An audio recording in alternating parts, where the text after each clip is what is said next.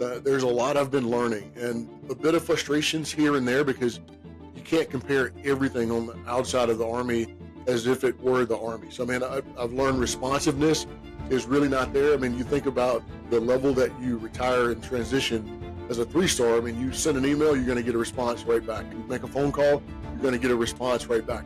Not so much in the real world where there's, some latency in terms of getting feedback, getting responses. But I think the transition, the thing that, most people would not expect is that it's very easy because you retired as a general officer. You still have to put in the thought, put in the work. Who do you approach? What is it you want to do? And literally in my office, I got a whiteboard that's filled with just plans and frameworks and visions and goals and objectives and all those things, because that has to be. Hey, let's welcome Milford H. Beagle Jr., recently retired U.S. Army Lieutenant General, keynote speaker, author, and business consultant. Welcome to the show and good to see you today. Yeah, thanks, Danny. Glad to be on with you and happy belated New Year to you and your audience. Thank you. Same to you. Let's start with your background. Why did you decide to join the Army, and have you ever thought of becoming a three-star general when you just joined, or did it happen naturally and you just progressed through the ranks and ended up there? Yeah. No, the reason, why I joined is a pretty long story, but actually a simple story, because when I first tried to join out of high school, my mom told me no. She said, you're going to go to college. And I didn't know, well, I knew then we didn't have the means to afford college. So I went to college, I walked on for track, and I had friends that were in the Reserve Officer Training Corps, ROTC, and, I liked them, they like me. And one day they actually teased me and said, you couldn't possibly do what we do in ROTC because we're going to go on and be Army officers. And when I asked them what did they do, they told me they spent a lot of time, in the field, in the woods per se, and doing physical training. I'm like, well, that sounds, kind of easy. And I made a bet with them that I would come out next semester because I still had some desire to serve. I didn't really fully realize that early on, but when I did, it was an automatic connection. I mean, it was being on a tremendous team, really liked it. I enjoyed the people I was around, the purpose, and just the camaraderie was phenomenal. And I had no idea that I would stick around for 35 years. I think most will tell you that we're going to do our initial term, be done, and do something great in the corporate or business world, but it's the connection with the people that keeps you around for so long. Yeah, that's a great story. So you just retired a few months ago, right? Correct. Back in September. Actual retirement date was November. Got it. So what the transition process is like for you? Did you experience any difficulty adjusting to the civilian world? Is it any different? Anything that you can share so far on this journey? Yeah, well, the transition, Danny, is ongoing. I will tell you that. There's a lot I've been learning, and a bit of frustrations here and there because you can't compare everything on the outside of the Army as if it were the Army. So, I mean, I've learned responsiveness is really not there. I mean, you think about the level that you retire and transition as a three-star. I mean, you send an email, you're going to get a response right back. You make a phone call, you're going to get a response right back. Not so much in the real world where there's, some latency in terms of getting feedback, getting responses. But I think the transition, the thing that, most people would not expect is that it's very easy because you retired as a general officer. My approach and answer would be not really. I mean, you still have to put in the thought, put in the work. Who do you approach? What is it you want to do? And literally in my office, you can't see it. I wish you could. I got a whiteboard that's filled with just plans and frameworks and visions and goals and objectives and all those things, because that has to be clear, and laying that out to be very clear on what you want to do is important. I mean, I thought I did when I first transitioned out, but then that's changed. As I talk to people, as I get more insights into different things, then certain things come on your list and certain things come off your list. But it's still a lot of work, but I think it's fun work because it's different, it's new to me, and learning different things from those outside of the Army has been pretty phenomenal. And I've noticed, just looking at your LinkedIn profile, that you're already involved with several organizations and you created your own related to consulting and then corporate America. So what led you to dive into this role right away, because I can imagine that financially you probably could like take a break and take a few months off and just relax a little bit. But it seems like you decided to go straight into work and business. Is it more because you want this meeting and camaraderie and you want to share your knowledge, or is it more practical to do that right after your official retirement? Yeah, for me, it's not a matter of replacing something. So I'm definitely not searching or trying to find or replace a purpose or anything like that, because my drive is not connected or was not connected to a rank or a title or an organization. My drive is unique to me, and it's like with all people, it's unique to you and what drives you. And part of what drives me as my purpose is to help others, to inspire others, to provide some of those things that I've learned in the Army to others that weren't privy to it or didn't have privy to some of the experiences that I have. And that's what truly brings me joy, is to see individuals grow, to see a team grow. So to be a consultant, do advising, do keynote speaking, those are things that in my view, provide help to others. And I don't have to take a break to do that. I don't have to wait. I can just jump right into it. I don't need a uniform. My uniform is a little bit different, but it still brings me joy. And that is what drives me, is to really see people grow and help them grow along the way. Yeah, and I really like what you do, because I one of the big themes of my podcast is how we can bring these lessons from the military, whether a person like you experienced, being a general officer and rising through the ranks, and being in all of these leadership situations, or any other environments that people experience in military. So let's start with the first one, which is uncertainty, pressure, and how to lead your team and lead yourself in those environments. So if you could share maybe an example or a story from your service on one of those scenarios, and then we can talk about how to work with that and how to succeed in that outside of the military. Yeah, there are plenty of stories, Danny, of operating in uncertainty and not having all the clarity that you want. But I'll just use a recent example. Right before I transitioned out and retired, there was a point where a lot of change is occurring in the Army. Organizations were changing. Some organizations were going away, and as the force looked at all those things, it created a great deal of anxiety. And the certainty wasn't there because there was no true blueprint other than here's what we're going to do. There was a end point, but nobody could see how clearly we were going to get there. And with the organization that I led, the Combined Arms Center, now the Combined Arms Command, part of that reducing of anxiety was really laying out to the team things that you didn't know, just being transparent. And I think that is one of the key things when you have that sense of anxiety. And I read a book not long ago, and it talked about anxiety is a sign that you care. And I love that phrase, because we do. We all experience some level of anxiety, but that means we care. So it's a good thing. But then you don't want to have that anxiety connected so deeply within you that you start to wring your hands. You feel as if you can't move. And I always use the analogy, you roll up your sleeves, just kind of like I keep my sleeves rolled up, daily to remind me. It's like, don't wring your hands, roll up your sleeves, because you can do one or the other, but you can't do both. Part of bringing clarity, not so much certainty, because there's things, even as the senior leader in the organization, that I didn't know. It was to provide transparency to the organization and lay out exactly what you know, what you didn't know, and then here's a way that our team was going to navigate some of those uncertain points. It reduced a great deal of that anxiety across the organization, and it links to something that I like to say now, because it resonates with me more and more, even as I'm transition out, is people can live with a little bit of uncertainty, but they can't live without clarity. And as long as you do your best to provide as clear of a picture as you possibly can, what is it you need to do, and where are we currently? That's in a sense what clarity really is. That's what you're providing to the team.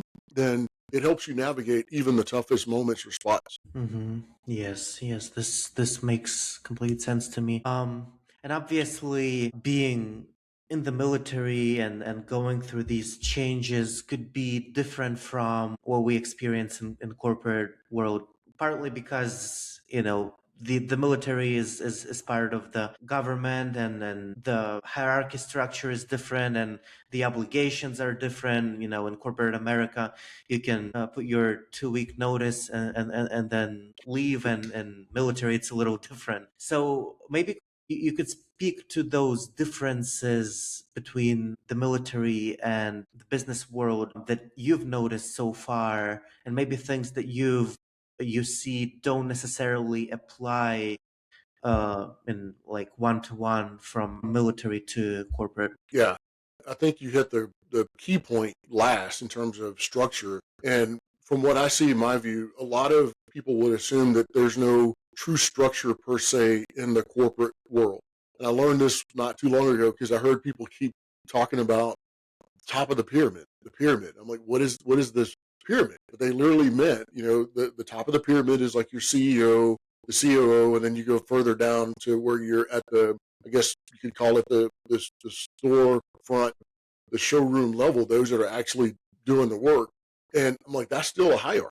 So there's still a hierarchy nature to all other organizations. I mean, they're going to have someone at the top, there's a middle layer, and then there's those that are actually doing the work day in and day out. So I think that comparison allowed me to get my arms around. This is not vastly different. I mean, our hierarchies are a little bit more rigid, whereas I think most would feel or assume in the corporate world and outside of that, it's a little bit looser, but still it's a hierarchy at the end of the day.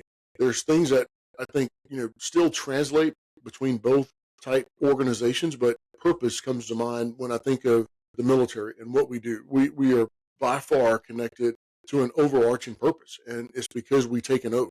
We take an oath to support and defend our Constitution, so that bonds us, that bounds us all together right from the start. And you keep reaffirming that oath over and over. So I think that sense of purpose is never in question in terms of when you're wearing the cloth of our nation, whereas in other organizations, it seems like in some cases you're chasing a purpose, everybody's not sure what that purpose is.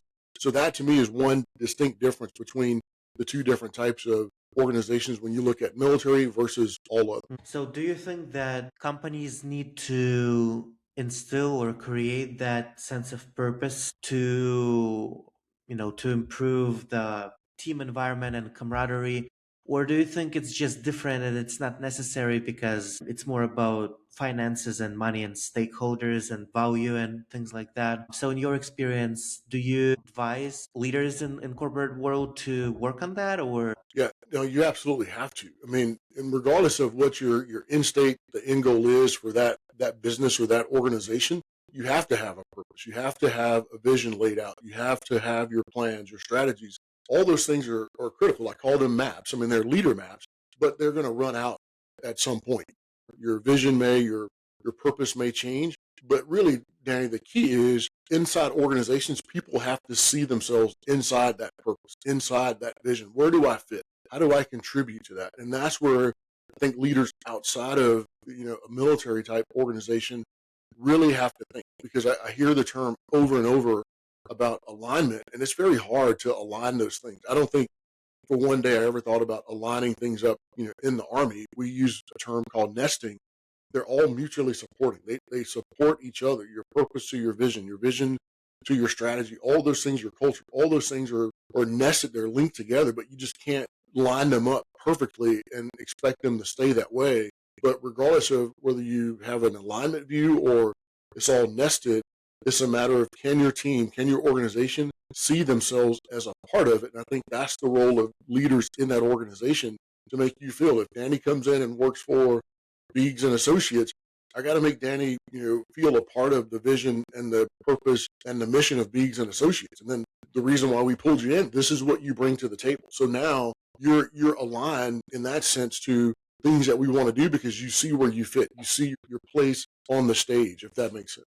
Yep, makes sense. And I know that you've published a couple of books talking about these things and uncertainty and leadership. What your experience? What was your experience as an author? Especially, I know that your first book came out over 10 years ago, so you were still on active duty, I assume. What you've learned as an author? Maybe some difficulties, challenges that you did not expect, and what did it teach you? Yeah, writing is hard, but good writing is good thinking, and everybody is a good thinker. Everybody has the ability to think well. The hardest part is putting that on paper, and the harder part than that, because once you start writing, you can lay out so much, you can say so many things. There's so many things that you'd want to say. Now you have to cut. because editing is harder than writing. And just being able to edit and slim things down to where it does connect with whoever your audience is for your book. In my case, my first book I wrote right after battalion command, because a lot of soldiers in that formation, a battalion's roughly 1,200 soldiers, kept sending me emails, even after I changed command, about writing a book. And I had no desire to write a book. That was never on my bucket list, not something I ever wanted to do. And they kept saying it. So out of, I think, a little bit of frustration, Danny, I said, you know what? That I was deployed at that time after command. So every day I would just write some things out, and then try to structure it, package it. And then once I sent it to an editing team, and they really tore it up, and there's a lot of back and forth, it became a little bit more frustrating because I just wanted to get the book done to say, check the block, it's done. I can satisfy those that needed it. So I didn't have a larger audience in mind, but whereas this current book, I had a more refined purpose and process with the book, even down to the size. I mean, I didn't want to make a book that's very long. I didn't want to put a lot of things into it that would, bore somebody to sleep or what they didn't really need. And I refer to my own book as protein for the practitioner, because people that pick up my book, they want one key thing. How do I do this? If I'm talking about uncertainty and how do I get there and how do I lead through it, then what's in that book that's going to help me? And that's what I wanted to deliver. So it's not very long. It's not even very big in size. It's literally the size of your hand. So that helped me shape how to better calibrate and tailor things for certain audiences. And then thinking with my own self in mind, how do I help others based on what I provide in writing? And did anything change in your approach to leadership and dealing with uncertainty since the first book came out? Maybe your personal, approach to leadership and the things that you've learned have changed the way you look at certain things during that time. Yeah. I love the fact that you said approach, because I think approach is appropriate. And I'm not being critical of those that, believe in a leadership style. But when I think of a style, it's kind of like shoes. I can put on a pair of shoes, but, and I can wear those shoes. I can walk in those shoes, but I might not be able to run in those shoes like you, because I'm trying to mimic or replicate a certain style. But my approach has always changed from day one all the way through the last, days in uniform in the Army. The approach changes because the organization changes, the environment changes, and there's things that you get better at and things that you refine. I use an example of communication. When I wrote that first book, I would say I was an okay communicator, but that's where I judge myself the harshest, is how I communicate. Fast forward to 20 plus years later, and I still think I'm an okay communicator, but I'm much better than I was when I wrote my first book when I was a battalion commander. But it's something I've continually worked on and kept at the front of my mind, and that's what's allowed me to adjust my approach and not so much change the style. It's just be adaptive with my approach to leadership based on the organizations that I'm leading. So I'll make sure the link or links to the books will be in the video's description, so that if anyone's listening, you can go ahead and check them out after the podcast. So I am more than sure that, in your uh, experience in the Army, you've had a chance to mentor and be mentored by many different people. So what's your advice to people in terms of creating the best version of this relationship between mentor and the mentee? How to create the most value for both people so that the experience is shared, and maybe the mentor themselves, they also get something out of it and not just do it for free. Though I can assume that many people do it just because they want to contribute and share. But what's your perspective on that? Yeah, I'm a firm believer in mentorship, and it is something that you give away free. You're freely giving of your time to invest in someone else. And I think from two perspectives: one, the mentor is going to be giving and continue to give of their time to invest in a individual or several individuals to be a mentor. The protege, the person that's receiving the mentorship, their thing is to be responsive and to gain and build trust as much as you can with that mentor, because then that's going to in turn gain you more time back from that mentor. They're going to give you more time because you're actually responding to what they say do. Not that you have to take everything that they say and actually go do it, but you're listening and you're taking their feedback, and you're not trying to shop around, as I would use that term. You're not shopping around to different people to get the answer you want to hear.